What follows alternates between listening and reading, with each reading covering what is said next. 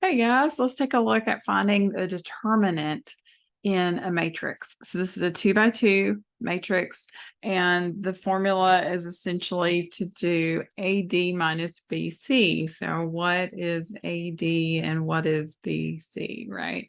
So it's pretty much as you would expect it to be, where it's, A, B, C, D, right? It's in order. And so essentially you're multiplying across. So it's pretty much cross multiplying. You just want to remember that you do start here. And so that goes first because that will affect it. If you did BC and then subtracted AD, you'd get the wrong thing.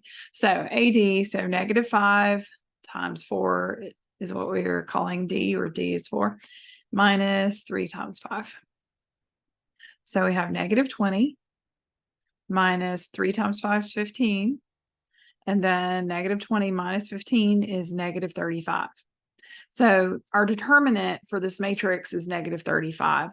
And essentially all you need to know about what that means is if it's not 0, then there is an inverse for this matrix. Inverses will be coming if you haven't started doing those yet. So if you get 0 for your determinant, it just means there's no inverse to this particular matrix.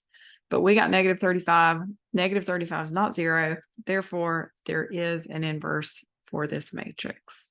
All right. I hope that helps. Remember, don't let anyone think less of you because you're young. I'll see you next time.